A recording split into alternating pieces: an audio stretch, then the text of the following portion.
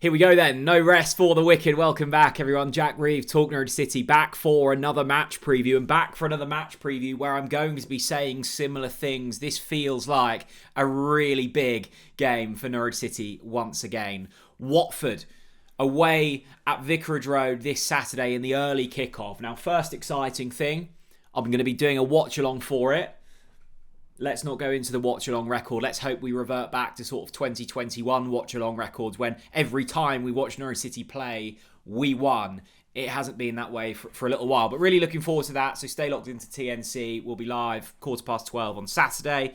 Exciting thing number 2 is BetRight are back sponsoring the match previews. We were very, very close to landing the boosted bet. I've got another one at the end of this video. In the meantime, until you get to that point, if you open an account with BetRight, it's bet 10, get £10 in free bets. The links are in the description for that. Head over there. You've got until 12:30 on Saturday to get your free bet offer. Links in the description. Big thanks to BetRight. This feels, again, like a really big game, and it's been a really interesting kind of couple of weeks. Obviously, we've had Philippe Clement come in, and I think set a pretty good early impression with Norwich City fans. I think we can all agree that he was a pretty good scoop. There were some really interesting comments from Mark Atanasio and Richard Resler alongside Ben Napper at the Norwich City AGM. I've got a video coming out tomorrow, Friday morning, reflecting on some of the comments, because I think there were things that we can look at and maybe reflect on, certainly ahead of the January transfer window, but also longer term. There is a genuine belief within Norwich City Football Club that relegation isn't an option. It's not a thing. It won't happen. And yes, of course, hard work and investment and such will take place and will be important.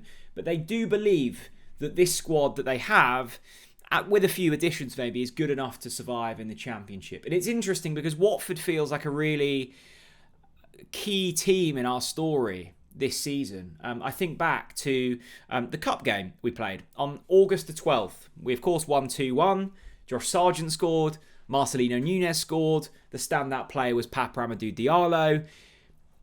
It was early on in Liam Manning's tenure, and it felt like a really exciting period. It felt like anything was possible. It felt like the new signings were really bedding in nicely, and actually so much has unravelled from that point. Papa Amadou Diallo, well, he's pretty much been injured ever since. Marcelino Nunez, you know what happened there. Josh Sargent maybe hasn't kicked on as much as we'd have hoped this season, and look, that's not a personal blame of him, that's more of a structural issue. But at that stage compared to now, you wouldn't have believed if I'd have said on the 12th of August that Norwich City would be adrift in 23rd place in the Championship. But that's exactly what's happened. We've only won one game at home all season.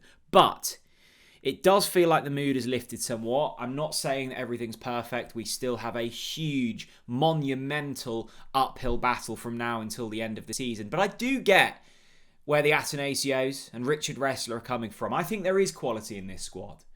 I looked at the goal scored by Forster Mankwa. I look at Josh Sargent. I look at Jovan Makama on the right-hand side. Pell Matson, what a fantastic performance from him in the middle of the park on Saturday afternoon. The young talent of Kellen Fisher, the young talent of Rari McConville, Harry Darling, proven Championship defender. Vladan Kovacevic has been good for the majority of this season. There is a huge swing, particularly in the Championship, with momentum. Momentum can go a long way in both directions. And we've seen it, sadly, for the negative direction. You lose a couple of games, you forget how to win football matches, and then it takes something to switch that. And I'm hoping that Saturday's win against QPR was that moment. Now, Watford have been fantastic at home and absolutely dreadful away from home. We are one of the very few teams to beat them at Vicarage Road this season. Not many sides have done that. We did. Yes, it was in the Cup. Yes, we got knocked out in the following round. We won't talk about that. But historically, we've got a pretty good record at Vicarage Road. I remember standing there last season after we won 1-0 thanks to a Josh Sargent goal, thinking, here we go, top 6 under Johannes Torup. Again, it unravelled spectacularly from that point. It feels like our high points always come at Watford, and then it's a gradual, or in some cases, a pretty drastic downhill battle from there. Think back to Josh Sargent's scorpion kick in the Premier League. What a fantastic moment that was. Nothing good happened after that point. Philippe Clement still has a huge amount of injuries to contend with. I've put up my proposed starting 11 on screen there. You will see that I've put Kenny McLean in at left back, shifted Kellen Fisher out to right back. Jack Stacey, we know, has a hamstring issue. It doesn't sound too serious. We'll hear from Philippe Clement in his press conference on Friday. I'm recording before that moment. It will probably set him back till probably that busy Christmas period. Again, it's not ideal. Again, it's a soft tissue injury. Again, it's in a position where we are already really light. We know that at fullback we have lost Lucien Mahovo, we've lost Ben Crescene, we've lost Jeffrey Schlupp. Yes, there might be one of those players back this weekend, but still, when you're having to play Kenny McLean in at left back, you know you've got issues. And Kenny's been decent in that position, and actually it might suit us. Those diagonal balls from left to right, from McLean to Makama, work beautifully at times this season, granted in small doses. So maybe we'll see that utilised this weekend. And who knows?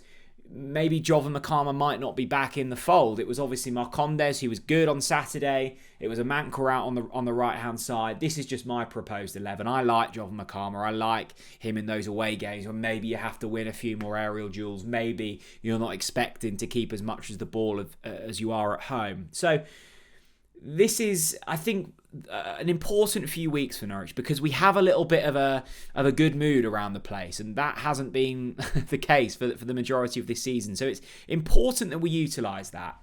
Watford away on Saturday, Sheffield United away on Tuesday, Southampton at home, Preston away. That's your final 4 games before the Christmas break. Sorry, not the Christmas break, the Christmas frantic few games. Then you've got Charlton at home, Watford, again, at home on the 29th, QPR away, Stoke at home. So if you can muddle your way through from now until Boxing Day, a couple of wins would be ideal.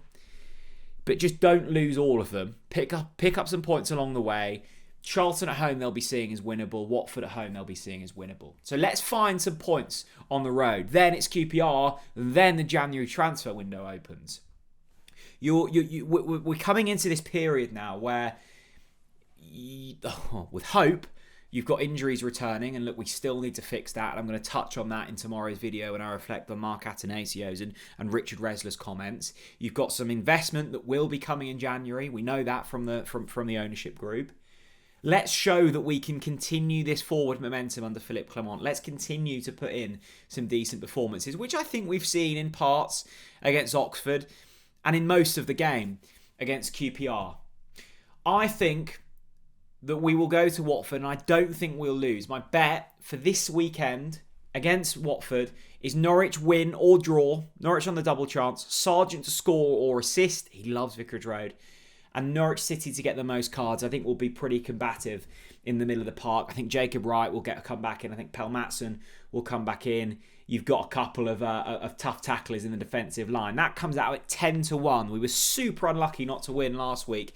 We had Josh Sargent to score, Norwich over 2.5 goals and Norwich to win. We had the win part. We had the over 2.5 goals part. We would have had the Sargent goal part if it wasn't for a dodgy linesman decision. So that's the Bet Right bet this week. It's on their site. The link's in the description. We've also got Josh Sargent to score anytime or to assist anytime, to win from behind, to receive the most cards. They're all boosted if you use the link in the description below. Big thanks to Bet Right, who are of course the official betting partner of not only TalkNorwichCity but also Norwich City.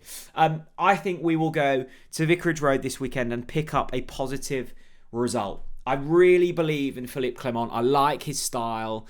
Not only playing style, but his personality. I think he's got the right type. We've already seen the improved performances and the reaction from some of the players. Maybe we'll see 20 minutes of Mate Jurisic on Saturday. But I'm trying to channel my energy in a good way at the moment. And I saw enough against QPR to see hope. And I think that's the key word here. Hope. If fans have hope, if players have hope, anything is possible, particularly when you've got quality in the side. And I think, yes, there are some duds that we've signed. There's no doubt about that. But there is quality in this side. We've spent too much money for there not to be. You throw enough at the wall, some will stick. And I think some of these have stuck. Let me know what you think down in the comment section below. I'd be really intrigued to hear. As I say, we'll have the AGM reaction on Friday. We'll have the watch along on Saturday and a whole host of content from that point on. Thanks very much for watching. I'll see you all again very soon. Bye-bye.